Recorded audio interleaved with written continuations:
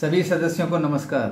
आज कुछ सामान्य विषयों पर मैं आप लोगों का ध्यान आकर्षित करना चाहता हूं, इसलिए वीडियो दे रहे हैं। स्पेशली हमारे जो सदस्य हैं, जो ऑफिस होल्डर हैं, जैसे कोई सेक्रेटरी हैं स्टेट के, डिस्ट्रिक्ट के, तो उन सभी से मेरा रिक्वेस्ट है, जब कभी भी आप कोई वॉइस मैसेज या कोई वीडियो वगैरह जब देते हैं या कोई लिखित मैसेज देते हैं, तो उस वक्त जो है कृपया ध्यान दें कि कोई भी असभ्य शब्द या किसी को गाली करना या किसी ने कोई असभ्य शब्द इस्तेमाल किया हो आपके ऊपर किसी वीडियो या ऑडियो मैसेज के द्वारा, यदि आप उसी ही भाषा में जवाब देते हैं तो गलत है।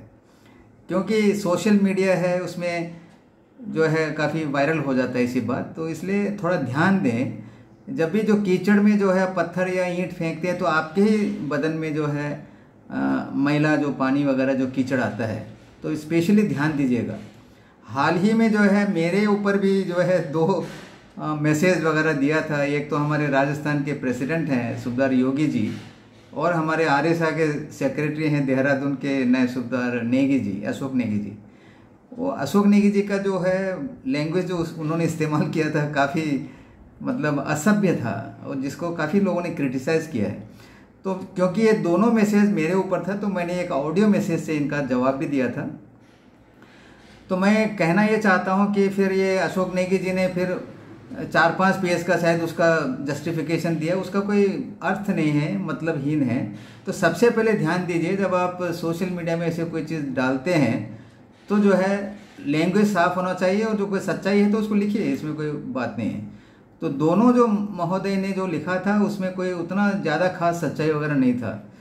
एसोसिएशन के बारे में था एक, और एक जो मेरा पर्सनल जो उसमें इन्होंने काफ़ी मतलब एक, जैसे मैं भी जो है उतना एक सामाजिक काम करने वाला व्यक्ति हूँ, मेरे ऊपर ऐसे कीचड़ वगैरह उठाना ठीक नहीं है।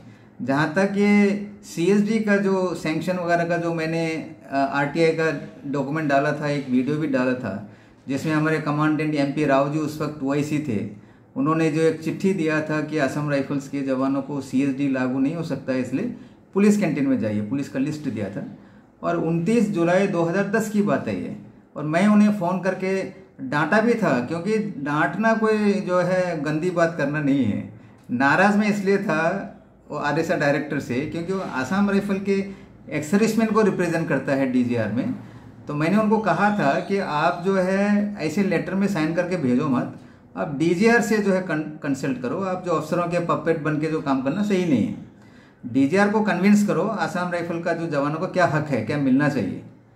तो फिर बाद में उनको बताया था कि सैंक्शन होने के बाद भी मैं आपसे बात करूँगा, और मैंने बात किया, यही मैंने जिक्र किया था उसमें। और जो नोट मैंने लिखा था जो 29 जुलाई 2010 का, उसको मैंने जिक्र किया था। वो कोई ना ही वो डिफेमेशन में आता है, ना है वो किसी के ऊपर मैंने कीचड़ उठाया है।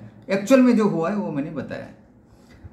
तो इसलिए जहाँ तक लिखित का संबंध है तो थोड़ा ध्यान दीजिएगा। और ये जो आरएसए का है, मैंने कभी ये नहीं बोला है कि आरएसए को डिसबैंड कीजिए। जब डीजीआर साहब से मेरी बात हुई थी ट्रिवांड्रम में करीब 2 घंटे से भी ज़्यादा, तो उनको भी मैंने बताया था आरएसए जो रजिस्टर्ड कर रखा है शिलोंग जो रजिस्टर्ड में, वो गलत है, अनलॉफुल है। उसके जगह जो हमने उनको सजेशन दिया था कि department of Assam rifle ex serviceman welfare, और जवानों से पैसा उठाना भी गैर कानूनी है, इसलिए उसके लिए अलग सा बजट कीजिए, और जो भी आपके बेनिफिट प्रॉफिट वगैरह होता है डीजीआर में जो असम राइफल का फंड, उसको डाइवर्ट कीजिए। ये मैंने सजेशन दिया था। तो जैसे हमने उनको रिक्वेस्ट किया था कि हमारे ड्यूअल कंट्रोल के बारे में आप कुछ कीजिए, तो बाद में उन्होंने जो है ये सब बंद कर दिया। और इवन हमें जो रिकग्निशन का जो बात किया था वो भी नहीं किया। केवल वो किया ही नहीं, हर जगह जाकर बोलने लग गया कि सरकार जो करता है वो सही है, सरकार जो करता है वो काफ़ी गलत है, और वो हम प्रूफ कर रहे हैं कोर्ट में। 6 तारीख को भी हियरिंग है, और खुशी की बात यह है, मैं सभी को बता दूं, उस दिन हियरिंग होगा, क्योंकि जो कोर्ट में हमारे नंबर 1 में लिस्टेड है, पहले सप्लीमेंट्री जो भी है केसेस आएगा, उसके बाद पहला जो है हमारा नंबर है। तो मैं भी कोर्ट में रहूँगा। तो ये जो है गलत है, सरकार जो हमको CAPF कहते हैं या जो ड्यूअल कंट्रोल में रखा हुआ है, गलत है। जबकि देखिए एक ब्रिगेडियर लेखराज कुमार जो एक ब्रिगेडियर रैंक का था ऑफिसर, जो जम्मू कश्मीर मिलिशिया को आर्मी का एक हिस्सा बनाया, देखिए जैकलाई जिसको कहते हैं, तो कि एक लेफ्टिनेंट जनरल रैंक का एक ऑफिसर क्या असम राइफल का ड्यूल कंट्रोल हटा के इसको एमओडी में नहीं ले जा सकता? यदि वो प्रयत्न करें तो, यदि उनका वेस्टेड इंटरेस्ट होगा तो अलग बात है। तो मैं कहता हूं कि उनका वेस्टेड इंटरेस्ट ही है, जो सच्चाई है। देखिए, सच्चाई को व्यतीत करना पब्लिक में कोई बुरी बात नहीं है। तो चलिए, अलग बात है। और ये जो आरएसआ को हमने डिस्पेंड नहीं किया है, फिर मैंने डी रजिस्ट्रेशन के लिए लिखा है चिट्ठी, उसका प्रोसेस चल रहा है। नोटिस का जवाब नहीं देने पर जो है, जो रजिस्टर का जो ऑफिस है, जॉइंट रजिस्टर, उन्होंने एक लेटर दिया है चेयरमैन और वाइस चेयरमैन आरएसआ यानी डीजी और एडीजीआर को कि पर्सनली अपीयर होना है उन्होंने और बताना है, उसका जवाब लिखित में लाना है, लेकिन इंडिविजुअल अपीयर होना करके लिखा है। कॉपी मेरे को भी मिला है, उसका केस चल रहा है। तो मैंने कभी ये नहीं बताया कि ये डिसबैंड करना है, नहीं। वो तो जो भी पैसा इकट्ठा हो रखा है वो तो जवानों का हक है, एक सर्विसमैन को मिलेगा। लेकिन दूसरी बात मेरे समझ में अभी आया है देहरादून से ही कि जो हमारे जो नेगी जी है वो पैसा उठा रहे हैं आरएसआ मेंबरशिप के लिए, इवन विडो से भी। उसका मैं जाके मैं स्पोर्ट में वेरीफाई करूंगा, क्योंकि मैं 8 तारीख को जा रहा हूं देहरादून दिल्ली से। हमारे जो सोहन सिंह नेगी जी को फेलिसिटेट करना है और 10 तारीख को वहाँ एक मीटिंग का भी आयोजन हुआ है। तो 10 तारीख की मीटिंग में मैं चर्चा करूंगा, क्योंकि जो पैसा आरेवा उठाता है बाय लॉ है, एक प्राइवेट एसोसिएशन है। आरएसआ का तो ऑलरेडी जो है फंड दे चुका है, हमने भी दिया है, सब किसी ने दिया है। उसी के नाम पर फिर दोबारा उठाना गैरकानूनी है। और आरएसआ डायरेक्टर जो अभी के हैं उन्होंने चिट्ठी भी इशू कर रखा है पैसा नहीं उठाने के लिए। और जहाँ तक विडोज का संबंध है, हम भी पैसा उठाते नहीं है। जो पहले उठाता था 200, वो भी बंद कर दिया है, 2-3 साल हो गया है। अगर कोई आरएसआ का सेक्रेटरी या प्रेसिडेंट पैसा उठाता है तो गलत बात है।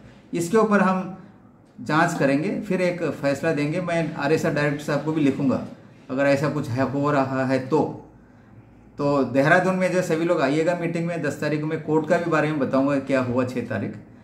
तो आज इतना ही। और दोबारा मैं बता रहा हूँ, कोई भी असभ्य शब्द का इस्तेमाल नहीं करना है ऑडियो मैसेज में। देखिए, अगर कोई ज़्यादातर करता है उसको इग्नोर कर दीजिए, उसको ब्लॉक कर दीजिए। दूसरी बात मैंने कहना है इस वीडियो में, कई सारे लोग जो है मुझे गुड मॉर्निंग बोल के फोटो क्या क्या भेजते हैं, उसको मत भेजिए। 2-4 को मैंने ब्लॉक कर रखा है। यदि आपसे रहा नहीं जाता है तो गुड मॉर्निंग आप लिखित में लिखिए, टेक्स्ट कीजिए गुड मॉर्निंग, मैं उसका जवाब दूंगा गुड मॉर्निंग। ना कि कोई फोटो इधर उधर जो है ऑलरेडी ज़्यादा भर जाता है मोबाइल में, जो आपका मेमोरी कम हो जाता है। इसलिए ये काम मत कीजिएगा। और दोबारा यह कहते हुए कि कभी भी गलत शब्दों का इस्तेमाल मत कीजिए किसी के प्रति। अगर कोई करता भी है तो उसको इग्नोर कर दीजिए, जवाब मत दीजिए। अच्छा जीवन व्यतीत कीजिएगा। Thank you very much, good bye.